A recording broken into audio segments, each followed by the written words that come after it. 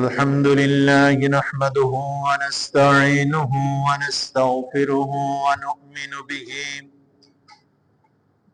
ونؤمن به ونتوكل عليه ونعوذ بالله من شرور أنفسنا ومن سيئات أعمالنا. من يهده الله فلا مضل له ومن يضلل فلا هادي له، ونشهد أن لا إله إلا الله وحده لا شريك له، ونشهد أن سيدنا وحبيبنا ورسولنا ومولانا محمدا عبده ورسوله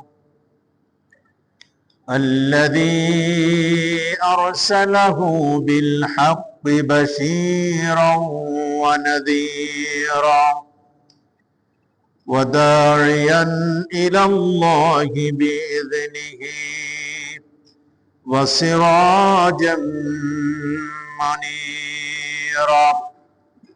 فقد قال الله تعالى في كلامه المجيد وفرقانه الحميد: أعوذ بالله من الشيطان الرجيم. بسم الله الرحمن الرحيم. إن الله وملائكته يصلون على النبي يا أيها الذين آمنوا صلوا عليه وسلموا تسليما.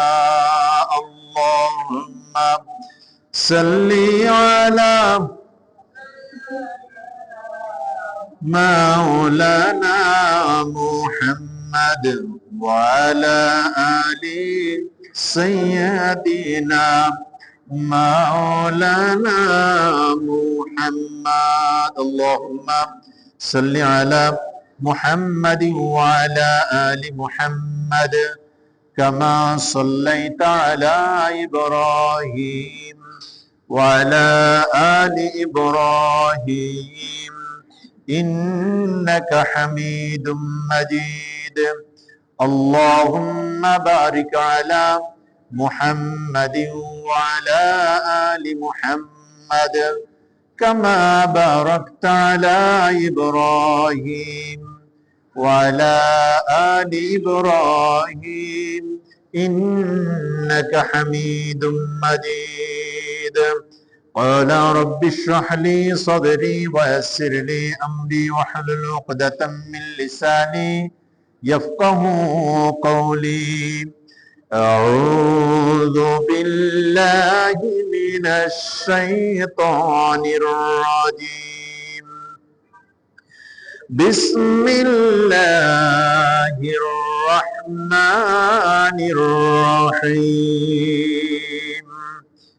إذا الشمس كورت وإذا النجوم انكدرت وإذا الجبال سيرت وإذا العشار عطلت وإذا الوحوش حشرت وإذا البحار سجرت وإذا النفوس زوجت وإذا الموءودة سئلت بأي ذنب قتلت وإذا الصحف نشرت وإذا السماء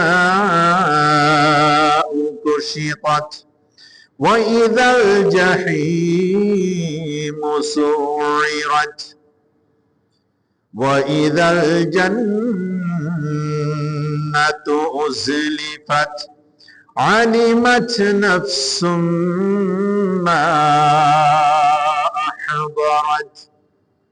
সাদাকাল্লাহুল আযীম।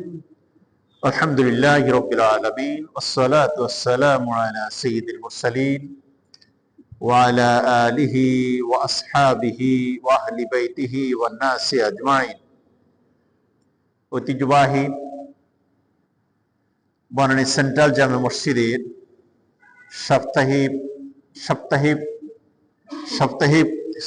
সাপ্তাহিক তাফসীরের অংশ বিশেষ আজকের এই তাফসীরুল কোরআনের এই মজলিসে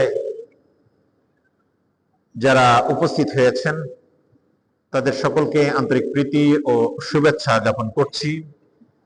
একই সাথে মহান আল্লাহ সুবহানাহু ওয়া তাআলার দরবারে প্রাণ খুলে শুকরিয়া আদায় করছি যে আল্লাহ রাব্বুল আলামিন সালাতুল মাগরিবের একটি ফরজিয়াত, আল্লাহ রাব্বুল আলামিনের একটি নির্দেশিত ইবাদত আদায়ের পর আমাদেরকে এখানে সমবেত হয়ে বসার সুযোগ দান করেছেন। কোরআন থেকে কিছু কথা শোনার এবং বলার জন্য যে আল্লাহ রাব্বুল আলামিন আমাদেরকে কবুল করেছেন, এই কারণে কি আমরা বেজার না খুশি? আওয়াজ শুনে মনে হলো বেশি না বেজার না খুশি? আলহামদুলিল্লাহ। আমরা সকলে সমস্বরে আওয়াজ করে বলছি আলহামদুলিল্লাহ। রব্বানা লাকাল হামদ হামদান কাসীরান তাইয়িবান মুবারাকান ফীহি। আল্লাহ রাব্বুল আলামিনের দরবারে শুকরিয়া আদায় করলাম যে রাব্বুল আলামিন আমাদেরকে সুস্থ রেখেছেন। কোটি কোটি বনি আদমের ভিতরে এই আদমের ভিতর থেকে আমাদেরকে ইমানের নূরে নিজেদেরকে রঙিন করার জন্য আল্লাহ রাব্বুল আলামিন তার রহমতের চাদরে আমাদেরকে ঢেকে রেখেছেন। সেই শুকরিয়া এবং সুজুদ জ্ঞাপন করেই রাসূলুল্লাহ সাল্লাল্লাহু আলাইহি ওয়াসাল্লামের শানে দুরূদ ও সালাম পেশ করে আজকে আমি আপনাদের সম্মুখে কোরআনুল কারীমের 82 নম্বর সূরা 81 নম্বর সূরা আত-তাকবীর এর কিছু অংশ আপনাদের সম্মুখে তেলাওয়াত করেছি। এই সূরার ভিতরে যে সকল বিষয় আল্লাহ রাব্বুল আলামিন বর্ণনা করেছেন সে বিষয়গুলোকে কেন্দ্র করে আমরা আপনাদের সম্মুখে কিছু কথা আলোকপাত করার চেষ্টা করব। বিমাশিয়াতিল্লাহ বিইذنিল্লাহ সুবহানাকা লা ইলমা লানা ইল্লা মা আল্লামতানা। আল্লাহ রাব্বুল আলামিন যদি আমাদেরকে কবুল করেন, তিনি যদি এই কথাগুলো বলার জন্য আমাদেরকে পারমিট করেন, এই কথাগুলো শোনার জন্য আমাদের সেই ধরনের মন এবং দিলকে উজাড় করে দেন, তাহলে এখান থেকে কিছু ফায়দা আমরা রিসিভ করতে পারবো, গ্রহণ করতে পারবো। অন্যথায় এই কান দিয়ে শুনবো, আর এক কান দিয়ে বের হয়ে চলে যাব, কোনো এখান থেকে ফায়দা হাসিল করতে পারবো না। আল্লাহ রাব্বুল আলামিনের দরবারে প্রথমেই আমরা প্রার্থনা করি, রব্বুল আলামিন আমাদের এই স্বল্প বুঝের ভিতর থেকে এমন কিছু কথা আমাদের মুখ থেকে বের করিয়ে দাও, এমন কিছু কথা আমরা এখান থেকে শুনতে পারি, দুইটার সমন্বয়ে আমরা যেন একটি সুন্দর বুঝ এখানে নিয়ে যেতে পারি। আল্লাহ রাব্বুল আলামিন আমাদেরকে কবুল করুন, আমিন।